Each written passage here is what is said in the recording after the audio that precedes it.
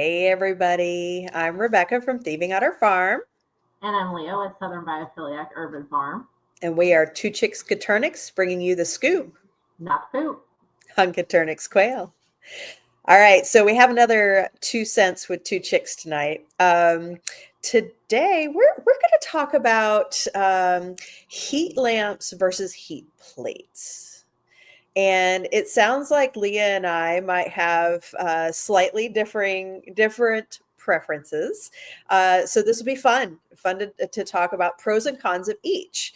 So, Leah, do you want to start? What's your preferred heating method? I am heat plates all day long. Okay, all right. Well, let's hear why. Um, I feel like I'm a real safety person, and I feel that just with fire safety, Hmm. that they're a lot safer.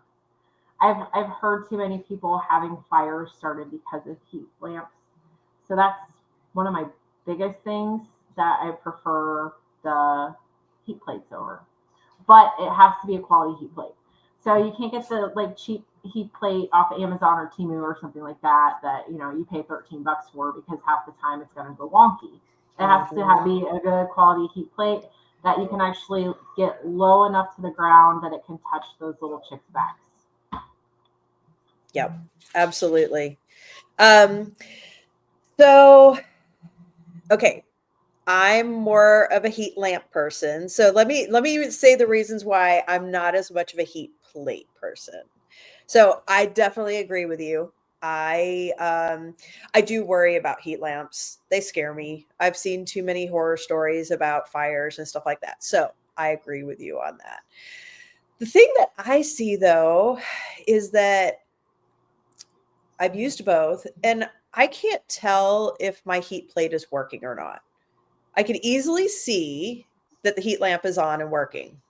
But I unless can the understand chicks are, that. was that? I said I can understand that because Yeah, you can visually see it. Yeah. I can visually see it. It makes me feel better. I also know, though, so if I'm going to play devil's advocate and be on your side for a second, if my heat plate were to go out, those chicks are going to start screaming. Unless I don't They hear will them make it known. scream and then they're like cold and dying. So Yeah. Um, the other thing that I worry about is so often I see people that have the heat plate up too high, and those little chicks Yes. are just freezing.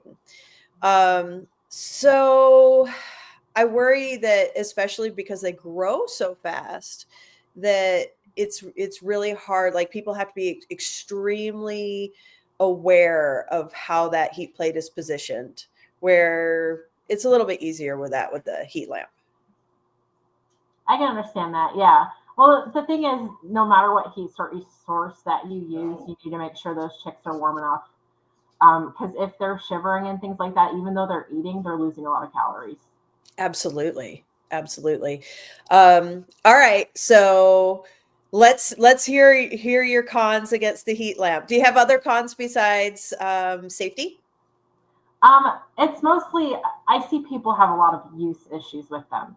Either they've got them too close to the chicks and too tight of a space and it's overheating them, or it's too far away and they're getting cold. Yeah, that's true. Yeah. Hmm. I don't know that there's any really good answers, are there? I don't think so. I think either way, I think we need to really pay attention. I think we need to pay attention to the safety of the heat lamps and make sure that they are very well secured. I was generally using multiple ways to secure my heat lamps. So it wasn't just one way. I didn't just use like that clippy thing. I also had Those a drive me crazy. Yeah. yes. I also had a I chain can see them attached to flying it. off, but Yeah, so if the clippy thing gave out, there was a chain to catch it. So, I didn't rely on just one thing. And I also always used the cage that was around the light bulb. For the longest time, I didn't understand what that cage was for. And I thought, well, this is stupid. Like I might have a chick yeah. like jump up and sit on that wire or whatever. I didn't realize it was to catch the bulb if the bulb happened to fall out of the lamp, and it keeps it from falling into the bedding and catching fire. So I didn't realize that at first. So make sure that if you are using a lamp that you're using that cage. And then And as make far sure, as like, yeah, if you're using the heat plate, that it Mhm. does get low enough to the ground so that those chicks are in contact with it. And so where do you place your heat plate?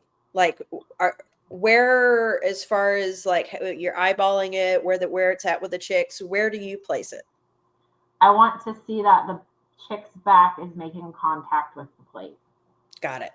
Yeah. So as that chick grows, you're going to be able to raise it up. You want to make sure you have a plate that you can raise up as they grow.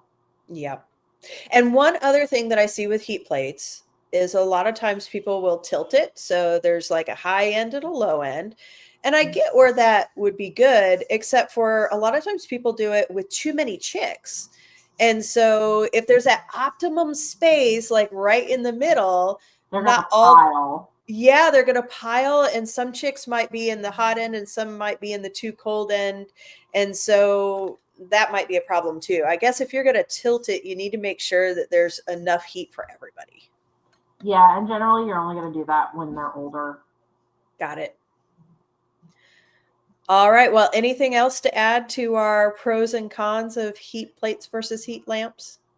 I think we covered it all. I think so. All right. Well, thanks for joining us, everybody, and have a great evening. Bye.